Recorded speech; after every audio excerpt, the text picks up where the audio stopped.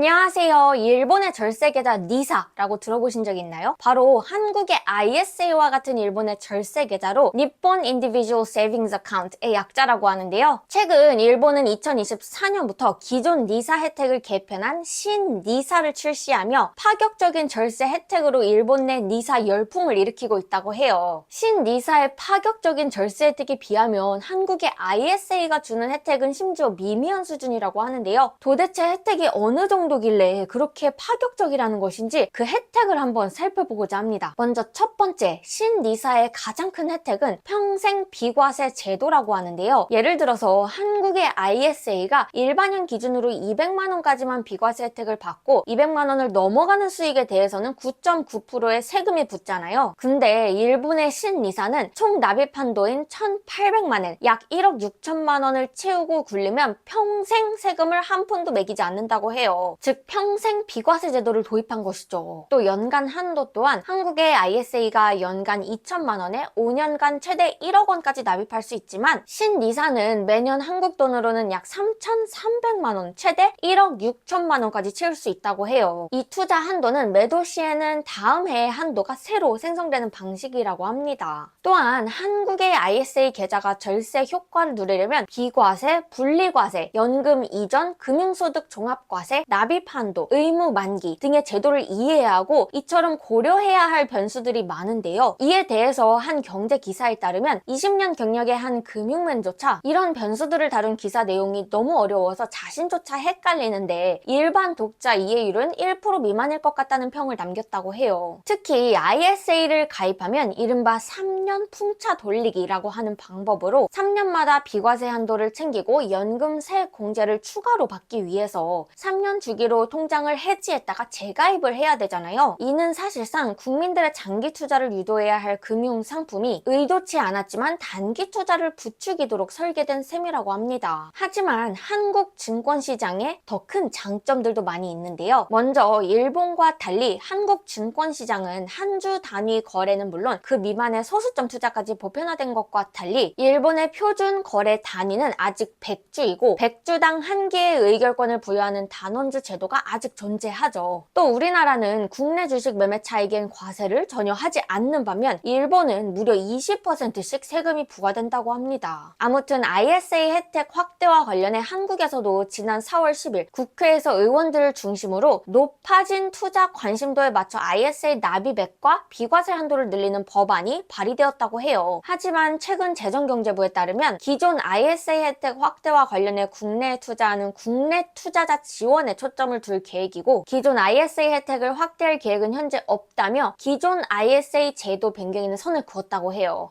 재정경제부는 오는 7월 생산적 금융 ISA라는 상품을 새로 만들어 국내에 투자하는 국내 투자자들에게만 세제 혜택을 몰아줄 계획이라고 합니다. 그동안 해외 투자 증가로 재정경제부의 입장도 이해가 가면서도 기존 ISA 혜택 확대는 없다는 소식이 약간 아쉬운 것 같습니다. 오늘도 영상 봐주셔서 감사드리고 영상이 도움이 되셨다면 좋아요, 구독 부탁드립니다. 그럼 빠이빠이.